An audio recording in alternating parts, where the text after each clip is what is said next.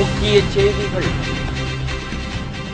சர்வதேச சந்தையின் விலைக்கு ஏற்ப பெட்ரோலிய கொள்கை மாற்றியமைக்க வேண்டும். கேப்டன் விஜயகாந்த் வலியுறுத்தல்.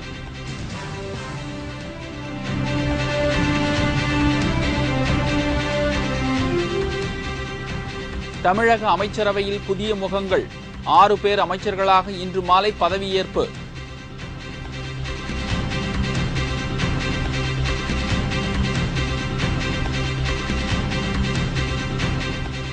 தொலைபேசி உரையாடல்கள் மத்திய அரசால் ஒட்டு கேட்கப்படுகிறது. அண்ணா ஹசாரே குழு அதிரடி புகார்.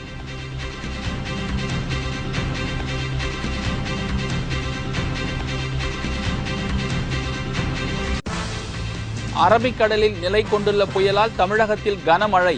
அணைகள் ஏரிகள் நிரம்பியது.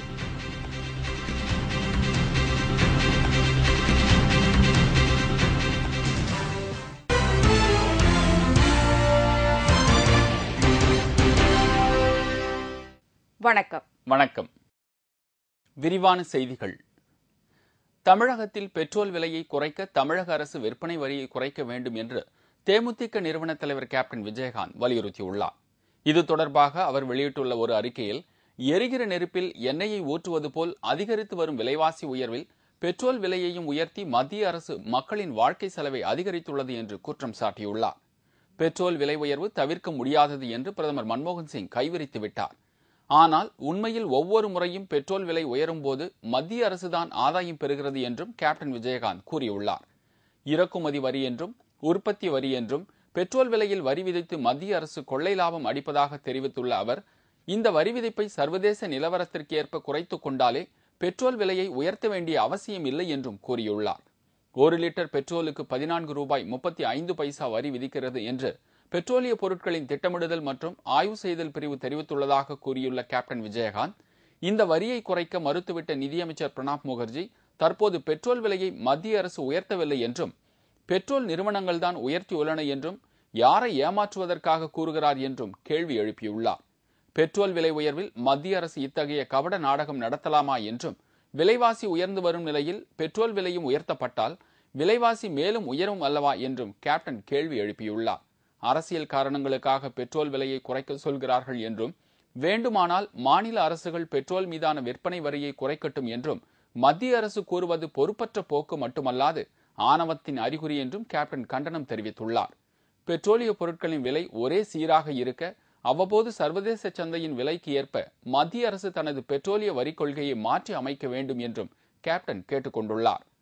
பெட்ரோல் விலை உயர்வால் ஏழை நடுத்தர மக்கள் கடுமையாக பாதிக்கப்படுவதாக இந்த விலை உயர்வை கண்டிக்கும் தமிழக அரசு பெட்ரோல் மீதான விற்பனை வரியை குறைத்து தமிழகத்தில் ஏன் பெட்ரோல் விலையை குறைக்க கூடாது என்றும் கேப்டன் விஜயகாந்த் கேள்வி எழுப்பியுள்ளார். தமிழக அமைச்சரவையில் 6 பேர் புதிய அமைச்சர்களாக இன்று பதவியேற்க உள்ளனர். ஜெயலலிதா தலைமையிலான தமிழக அமைச்சரவை கடந்த மே மாதம் பதவியேற்றது. இதைத் தொடர்ந்து அமைச்சராக இருந்த மரியம் விஜய் விபத்தில் இறந்ததை அடுத்து முகமது ஜான் அமைச்சராக பதவியேற்றார். இந்நிலையில் அமைச்சர் கருப்பசாமி கடந்த மாதம் உடல்நலக் குறைவு காரணமாக மருத்துவமனையில் உயிரிழந்தார். இதைத் தொடர்ந்து 3வது முறையாக தமிழக அமைச்சரவை மாற்றம் செய்யப்பட்டது. 6 அமைச்சர்கள் பதவி நீக்கம் செய்யப்பட்டு புதிய அமைச்சர்கள் குறித்த பட்டியல் வெளியானது. பதவி நீக்கம் செய்யப்பட்ட அமைச்சர்களின் தொகுதிகளில் உள்ளாட்சி தேர்தலின் போது அதிமுக குறைந்த அளவு வாக்குகளை பெற்றதை அடுத்து இந்த அதிரடி மாற்றம் நடந்துள்ளதாக தெரிகிறது. புதிதாக நியமிக்கப்பட்டுள்ள அமைச்சர்கள் இன்று மாலை ஆளுநர் மாளிகையில் நடக்கும் நிகழ்ச்சியில் பதவியேற்கின்றனர். இதற்கான ஏற்பாடுகளை ஆளுநர் மாளிகை அதிகாரிகள் செய்து வருகின்றனர்.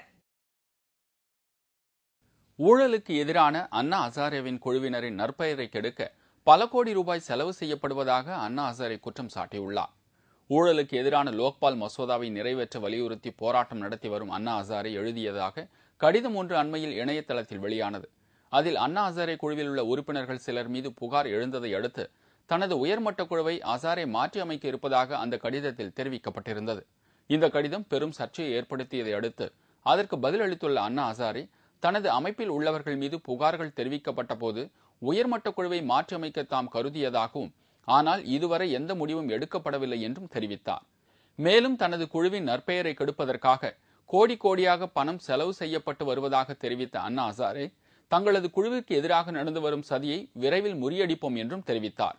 இதற்கிடையே கோவா தலைநகர் பனாஜியில் செய்தியாளர்களிடம் பேசிய அரவிந்த் கெஜ்ரிவால் தங்கள் குழுவில் உள்ளவர்களை பற்றி அவதூறாக பிரச்சாரம் மேற்கொள்ளப்பட்டு வருவதாகவும் தங்கள் குழுவில் உள்ளவர்களின் தொலைபேசி உரையாடல்கள் மத்திய அரசால் ஒட்டு கேட்கப்படுவதாக கூறியதை அடுத்து இந்த விவகாரத்தில் பரபரப்பு ஏற்பட்டுள்ளது. வடகிழக்கு பருவமழை மற்றும் அரபிக்கடலில் காற்றழுத்த தாழ்வு நிலை காரணமாக தமிழ்நாடு முழுவதும் கனமழை பெய்து வருகிறது. தமிழகத்தில் இந்த ஆண்டு பருவமழை குறித்த நேரத்திற்கு முன்பாகவே தொடங்கி பரவலாக மழை பெய்து வருகிறது. தமிழகத்தில் பெரும்பாலான இடங்களில் பெய்து வரும் கனமழை காரணமாக அணைகள், ஏரிகள், குளங்கள் ஆகியவை நிரம்பி வழிகின்றன. இந்நிலையில் வங்கக்கடலில் நிலை கொண்டிருந்த காற்றழுத்த தாழ்வு மண்டலம் பலவீனமடைந்த நிலையில் அரபிக்கடலில் தோன்றியுள்ள புதிய காற்றழுத்த தாழ்வு நிலையால் தமிழகத்தின் பெரும்பாலான பகுதிகளில் மிக கனத்த மழை பெய்து வருகிறது. சென்னையை பொறுத்தவரை கடந்த 10 நாட்களாக பெய்து வந்த மழை காரணமாக சாலைகள் முழுவதும் தண்ணீர் தேங்கி சுகாதார சீர்கேடு எழுந்துள்ளது. பெரும்பாலான சாலைகள் கடுமையாக பாதிக்கப்பட்டுள்ளதால் வாகன ஓட்டிகள் கடும் சிரமத்திற்கு ஆளாகி வருகின்றனர். தற்போது பெய்து வரும் இந்த கனமழை காரணமாக தமிழகத்தின் பெரும்பாலான அணைகள் நிரம்பியதை அடுத்து உபரி நீர் வெளியேற்றப்பட்டுள்ளதால் பல இடங்களில் வெள்ள அபாயம் எச்சரிக்கை விடப்பட்டுள்ளது. இந்நிலையில் தமிழகத்தில் இந்த ஆண்டு பெய்து வரும் பருவமழை வழக்கத்தை விட கூடுதலாக 21% அதிகமாக பெய்துள்ளது என்று சென்னை வானிலை ஆய்வு மையம் தெரிவித்துள்ளது. மத்திய அரசின் பெட்ரோல் விலை உயர்வு தேவையற்றது மட்டுமல்லாமல் நியாயமற்றது என்று இந்திய கம்யூனிஸ்ட் கட்சி தலைவர் டி ராஜா தெரிவித்துள்ளார். சர்வதேச சந்தையில் கச்சா எண்ணெயின் விலை தொடர்ந்து அதிகரித்து வருவதாக கூறி பெட்ரோல் விலையை லிட்டருக்கு ₹1.82 சமீபத்தில் உயர்த்தப்பட்டது. கடந்த 2 மாதங்களில் பெட்ரோல் விலையை ₹5 வரை எண்ணெய் நிறுவனங்கள் உயர்த்தியுள்ளது குறிப்பிடத்தக்கது. பெட்ரோலின் விலையை குறைக்க தயார் என்று எண்ணெய் நிறுவனங்கள் கூறியும் பிரதமர் பெட்ரோல் விலையை திரும்பப் பெற முடியாது என்று கூறியுள்ளார். இந்நிலையில் புதுடெல்லியில் நடைபெற்ற பெட்ரோல் விலை உயர்வுக்கு எதிரான போராட்டத்தில் கலந்து கொண்ட இந்திய கம்யூனிஸ்ட் கட்சி தலைவர் டி ராஜா பெட்ரோலின் விலையை மத்திய அரசு உடனே திரும்பப் பெற வேண்டும் என்றும் மத்திய அரசின் இந்த விலை உயர்வு தேவையற்றது என்பதோடு நியாயமற்றது என்றும் கூறியுள்ளார். What is the money they spend for refining the crude oil? What are the taxes they add to the price of diesel and petrol and other petroleum products? It is the taxes which constitute a major component in the price of diesel and petrol. The present hike in the price of petrol is totally unjustified, totally unwarranted. This should be withdrawn. This should be rolled back. இதேபோல் திருவனந்தபுரம், விசாகப்பட்டினம் ஆகிய பகுதிகளிலும் petrol விலை உயர்வை திரும்பப் பெற வலியுறுத்தி எதிர்க்கட்சிகள் போராட்டம் நடத்தின. கூடங்குளம் அணுமின் நிலையத்தில் இன்று நடைபெறவுள்ள விஞ்ஞானிகள் கருத்தாய்வு கூட்டத்தில் முன்னாள் குடியரசுத் தலைவர் டாக்டர் APJ அப்துல் கலாம் கலந்து கொள்கிறார். இந்திய ரஷ்ய கூட்டு தயாரிப்பில் உருவாகி வரும் கூடங்குளம் அணுமின் நிலையத்திற்கு அப்பகுதி மக்கள் கடும் எதிர்ப்பு தெரிவித்து போராடி வருகின்றனர். சுமார் 20 நாட்களாக இங்குள்ள மக்கள் தொடர் உண்ணாவிரத போராட்டத்தில் ஈடுபட்டு வருகின்றனர். இந்த மக்களை சமாதானப்படுத்த மத்திய, மாநில அரசுகள் பல்வேறு நடவடிக்கைகளை எடுத்து வருகிறது. பொதுமக்களின் அச்சத்தை போக்க நிபுணர் குழு ஒன்றை மத்திய அரசு அமைத்துள்ள நிலையில் முன்னாள் குடியரசுத் தலைவரும் அணு விஞ்ஞானியுமான டாக்டர் APJ அப்துல் கலாம் இன்று கூடங்குளம் அணுமின் நிலையத்தில் நடைபெறும் கருத்தரங்கில் கலந்து கொள்கிறார். முன்னதாக நேற்று விமானம் மூலம் மதுரை வந்த அப்துல் கலாம் செய்தியாளர்களிடம் பேசியபோது கூடங்குளம் அணுமின் நிலைய அதிகாரிகளுடன் தாம் கலந்து ஆலோசிக்க இருப்பதாகவும் மக்களின் பயத்தை போக்க அணு உலை கழகம் பின்பற்ற வேண்டிய நடவடிக்கைகள் குறித்தும் பாதுகாப்பான அணு உலை செயல்பாடுகள் குறித்தும் விவாதிக்க இருப்பதாகவும் தெரிவித்தார். இந்த அணு உலை மூலம் அடுத்த 5 ஆண்டுகளில் 4000 மெகாவாட் மின்சாரம் தயாரிக்க முடியும் என்று அப்துல் கலாம் தெரிவித்தார். அணு உலையின் அவசியம் குறித்து பொதுமக்களிடம் பேச்சுவார்த்தை நடத்தப்படும் என்றும் குறிப்பிட்டார். இதற்கிடையே கூடங்குளம் அணுமின் உலையை நிறுத்தியே தீர வேண்டும் என்று போராடி வரும் போராட்டக் குழுவினர் அப்துல் கலாமிடம் இந்த பிரச்சினை குறித்து விவாதிக்க தயாராக இல்லை என்று தெரிவித்தனர். தற்போது உள்ள நீதிபதி தலைமையிலான கட்டண நிர்ணய குழுவை உடனடியாக கலைக்க வேண்டும் என தமிழக அரசுக்கு தமிழ்நாடு தனியார் பள்ளிகள் சங்கங்களின் கூட்டமைப்பு வலியுறுத்தியுள்ளது.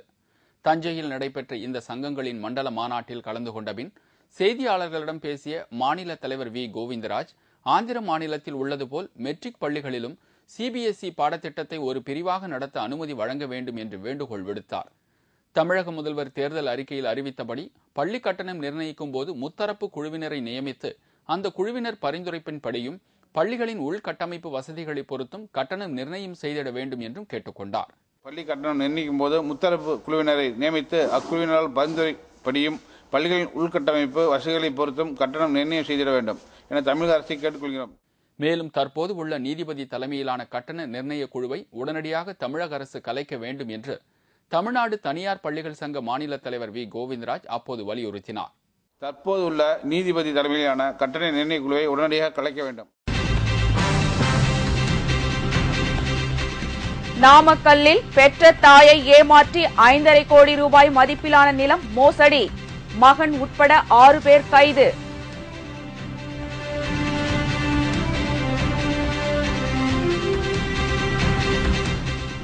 புதுச்சேரியில் பரவி வரும் டெங்கு காய்ச்சல், 100க்கும் மேற்பட்டோர் மருத்துவமனையில் அனுமதி மற்றும் பல செய்திகள் விளம்பர இடைவேளைக்கு பிறகு.